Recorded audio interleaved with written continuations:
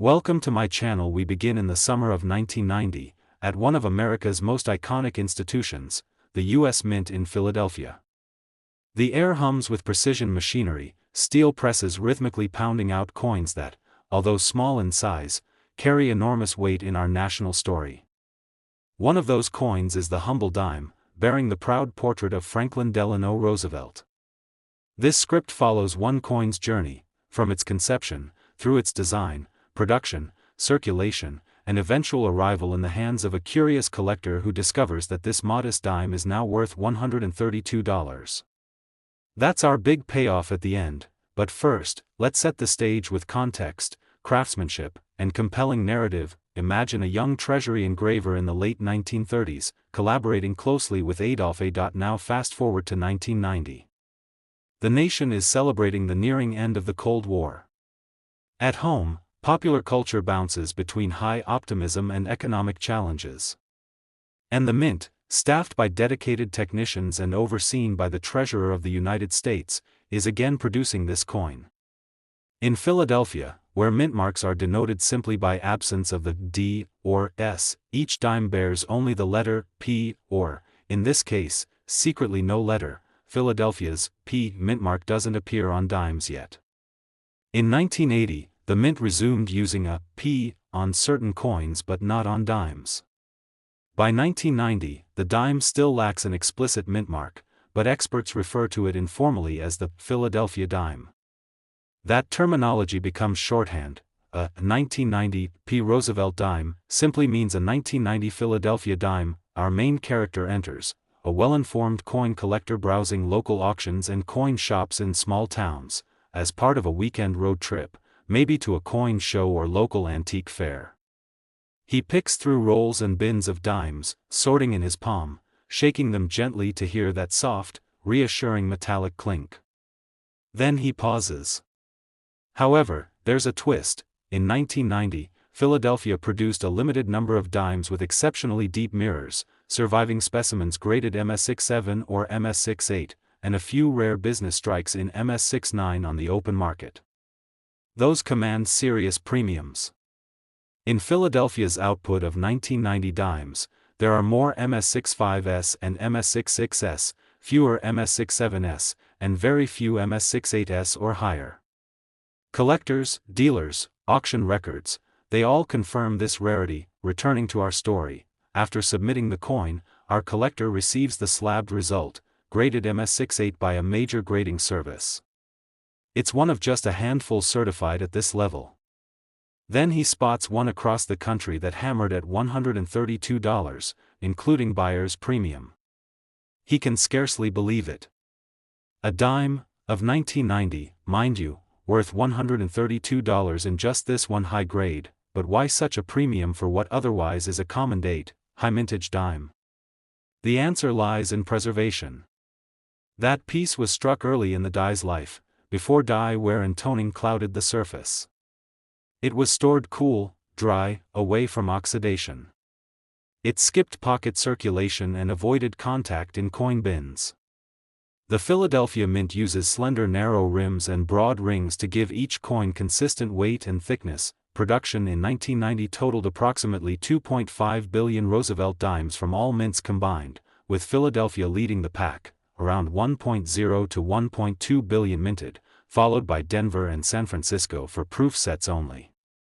They rolled off high-speed rotary presses at a rate of thousands per minute. Because of that vast output, circulated examples are everywhere today. One might find dozens in their change. That scarcity drives demand in registry sets, general bullion enthusiasts, and typeset collectors who want a perfect condition example for every date. The collector later sells or displays it, but its story spreads through online auction forums and registry leaderboards. Enthusiasts discuss how one might easily overlook such a high-grade coin in a roll, or destroy its value with careless handling. Let's layer in some fun tangents. Imagine if two siblings each found a similar coin in separate rolls. One keeps it, gets it graded, realizes it's MS68, sells at auction for $130, shares profits. That contrast illustrates how fragile numismatic value can be, and what a payoff deep preservation brings. Of course, condition isn't the only driver. eye appeal matters. Some coins in MS68 grade may have subtle toning, pastel rainbow hues rim to rim. Others may remain pure, white, shiny silver gray. Among collectors, tastes vary. White coins may grade more consistently, toned ones may fetch premium if colors are vibrant yet harmonious. He shares his find online, a forum post entitled, 1990 Philadelphia Roosevelt Dime MS68, sold $4.132. These conversations spread awareness. If you find one in a roll, treasure it. That's the teaching moment here. A common date can be uncommon in condition. The final scene, close-up of the slabbed coin, light glinting off flawless fields. The collector gently turns it under the light, splendid, mirrored surfaces, crisp rims, perfect strike. Voiceover, in your hand, a piece of history. You might not think much about the dime you find in your pocket or your change jar. It's small, light, and often overlooked. But sometimes, that tiny coin holds a story, a piece of history and, sometimes, real value beyond its face worth. Today, we're diving deep into one of those stories, the 2002 Roosevelt dime with the D mint mark. You might have seen it. Maybe you've held it. But do you know what makes it special? Why some collectors are so eager to get their hands on this particular dime? Stick around, and I'll take you through everything you need to know, from the coin's rich historical background, through the details of its design and minting, to the surprising reason why collectors value it highly, finishing with its current worth, a jaw-dropping $112. Yep, more than 100 times its face value, which brings us to the year 2002, and the dime minted at the Denver Mint, denoted by the small D found just to the right of Roosevelt's neck.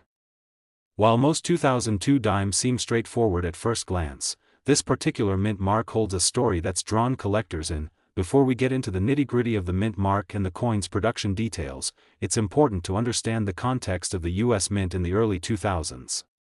By 2002, billions of dimes were being produced annually across the Philadelphia, Denver, and San Francisco mints. Each mint had its own mark, P, D, or S, signaling where the coin was struck. These marks are tiny, but they tell big stories. In 2002, the Denver Mint produced around 1.3 billion dimes. That's a staggering number, and you might think, with so many made, these dimes wouldn't be rare or valuable. But here's where things get interesting. Even among billions, subtle differences, production errors, or varieties can create treasures for collectors. Even the standard 2002 D Roosevelt dime is beloved by collectors for its place in the timeline of American coinage. It's part of the larger Roosevelt series, which runs from 1946 to the present, and each year's coins tell part of a story about how American currency has evolved, from changes in metal composition to minting techniques. Speaking of composition, the 2002 dime continues the long-standing tradition of using a clad composition. That's a core of pure copper sandwiched between outer layers of copper nickel. This combination gives the dime its silver-like appearance without the cost of precious metals like silver. This change came in 1965, when the U.S. stopped using silver in its dimes and quarters to conserve the precious metal. But while the metal content doesn't make the 2002 D dime worth more than 10 cents, its condition and rarity do. Collectors prize coins that have been well preserved, showing sharp details with little wear or damage. One of the reasons the 2002 D dime with the D mint mark can fetch $112 is due to a combination of factors: its condition, the mint mark itself, and the demand from collectors looking to complete their Roosevelt dime sets. This price is far above what you'd expect for a regular circulation coin, demonstrating how collecting isn't just about shiny metals but stories and rarity. The mint mark D itself represents the Denver Mint, which is one of the most historic U.S. mints, opened in 1906. Coins minted there often have subtle differences in strike quality and die characteristics compared to those minted in Philadelphia or San Francisco, making them of special interest to enthusiasts. In 2002, the mint was running high-speed presses to keep up with demand. This increased speed could occasionally lead to errors, but these errors often become coveted rarities, and here's where we circle back to the big reveal. While the face value of the dime is just 10 cents, a 2002 D Roosevelt dime in top condition, especially if it features a notable variety like the double die reverse, can sell for around $112 on the collector's market. That's over 1,000 times its face value. Why such a jump? It's a mix of scarcity, condition, and collector demand. Most people don't save dimes, but those who know the value hunt for specific years and mint marks to complete their collections. The 2002 D stands out because of its place in the series and the occasional appearance of mint errors that elevate it beyond everyday pocket change. If you're curious whether you have one, look for that small D just to the right of Roosevelt's neck, and examine the coin's surface closely for doubled elements. Checking the coin's condition is important too. The cleaner and shinier, the better. You might think a coin minted just a little over 20 years ago wouldn't be so interesting, but coin collecting is about appreciating the stories behind each piece.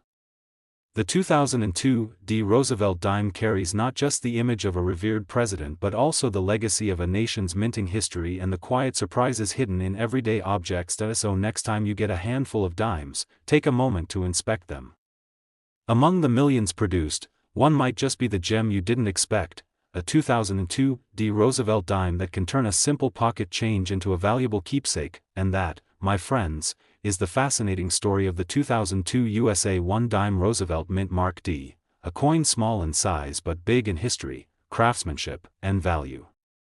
Thanks for joining me on this journey, and if you enjoyed learning about this coin and want to dive deeper into other interesting pieces of numismatic history, don't forget to subscribe and hit the bell for notifications.